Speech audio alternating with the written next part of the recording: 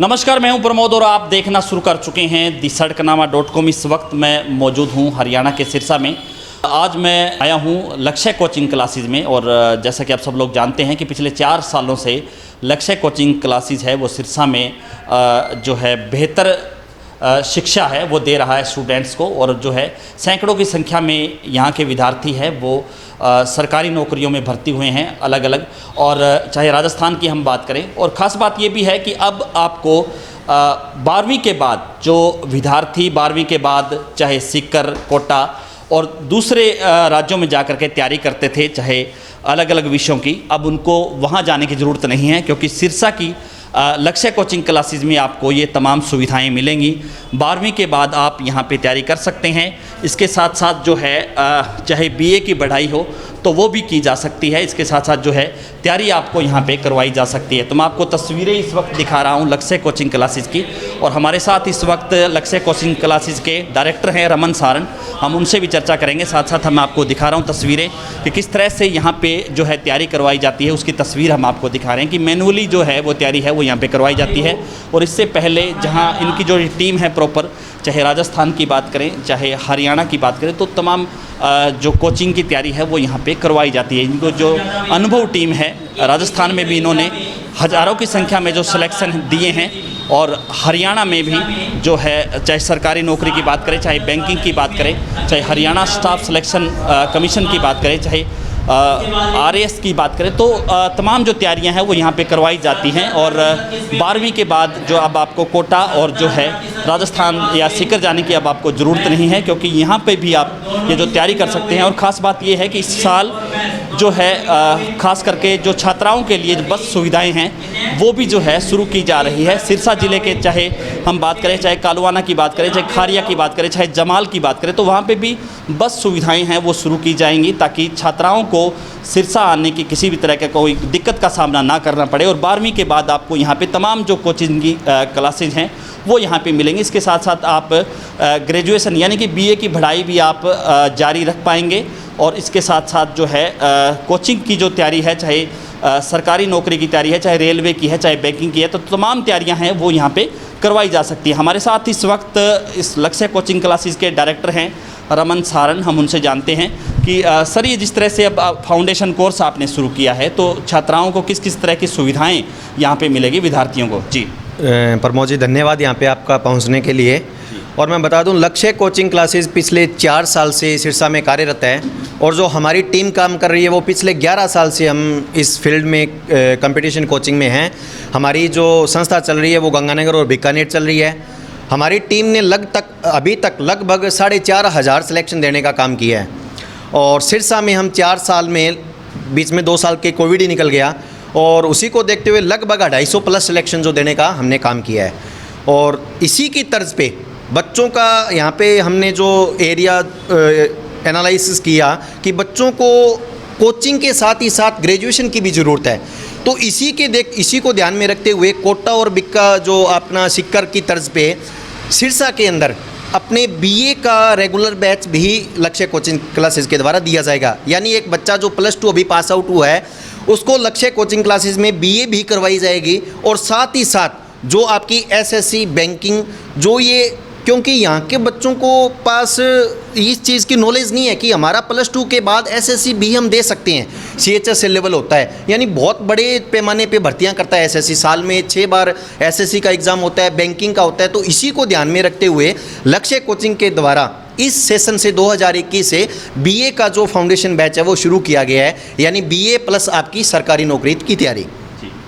तो जिस तरह से आपने ये फाउंडेशन कोर्स आपने बताया, और जो है छात्राओं के लिए विशेष सुविधाएं हैं वो दी जाएंगी, जिस तरह से आपने बताया कि बस सुविधाएं हैं वो दी जाएंगी। प्रमोद जी, आप देखते हैं कि गांव से जो हमारी बहनें आती हैं, स्टूडेंट आते हैं, उनको जो मध्यम वर्ग से होते हैं सारे लगभग, तो उनको रोडवेज एक बस में आने से काफ़ी परेशानियों का सामना करना पड़ता है। और कई बच्चियां ऐसी है जो प्रॉपर ट्रांसपोर्ट सुविधा ना होने से घर पे भी रह जाते हैं। तो उसी को ध्यान में रखते हुए लक्ष्य कोचिंग क्लासेस के द्वारा 3 रूट पे वैन सुविधा भी शुरू की जा रही है, जो एक तो जमाल से सिरसा होगी, दूसरी कालवाना से सिरसा होगी, और तीसरी खारिया से सिरसा होगी। केवल मात्र वो गर्ल्स के लिए होगी सुविधा।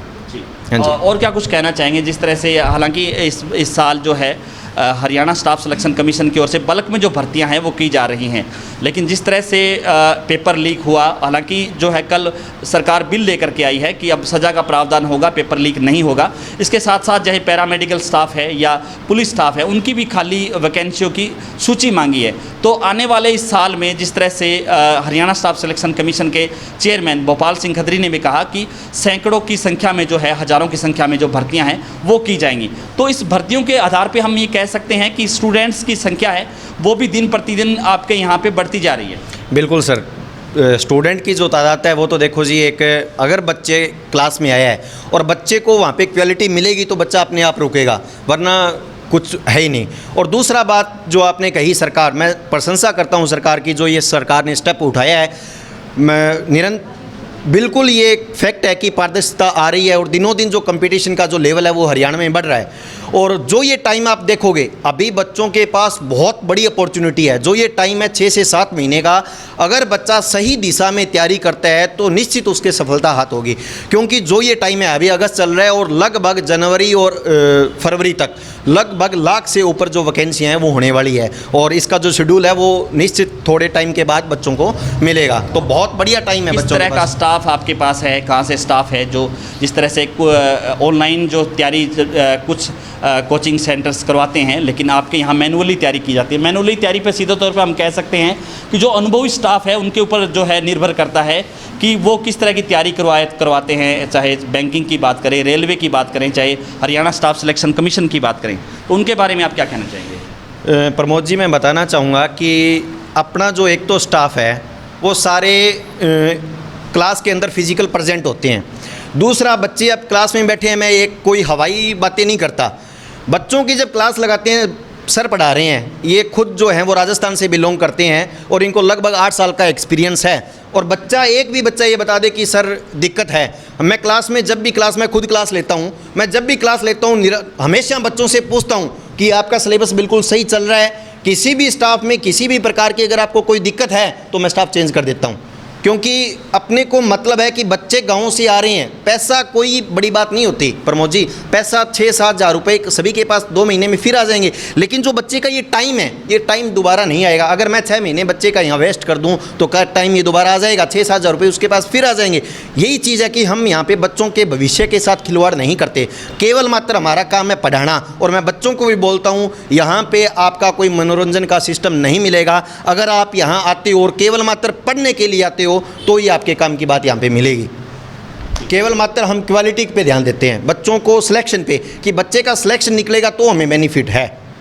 धन्यवाद। तो आपने देखा तस्वीरों में, और एक ज़माना था कि जब कोचिंग क्लासेस में जो है बिल्कुल संख्या है विद्यार्थियों की कम हो गई थी, क्योंकि अलग अलग जिस तरह से हरियाणा में एक चलन रहा पूर्व की सरकारों में कि पर्ची और खर्ची के हिसाब से स्टूडेंट्स हैं वो लगते थे।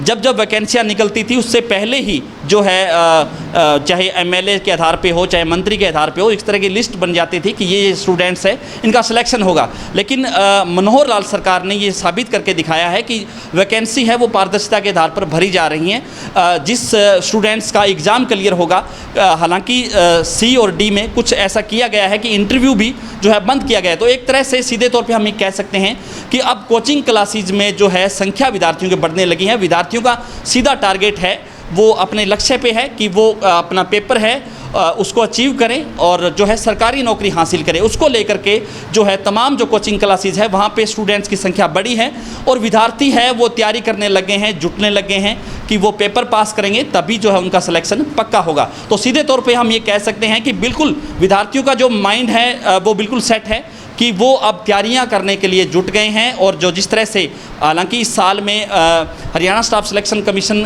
का जो लक्ष्य है कि इस साल में हज़ारों की संख्या में जो तमाम जो रिक्त पद पड़े हैं उनको भरा जाएगा, तो उसको लेकर के स्टूडेंट्स हैं वो तैयारियां कर रहे हैं और वो कह रहे हैं कि वो नौकरी है वो सरकारी नौकरी हासिल करके रहेंगे। तो इस वीडियो को आप ज़्यादा से ज़्यादा शेयर जरूर कर दीजिए ताकि तमाम स्टूडेंट्स तक ये महत्वपूर्ण जानकारी पहुँचे। बहुत बहुत शुक्रिया।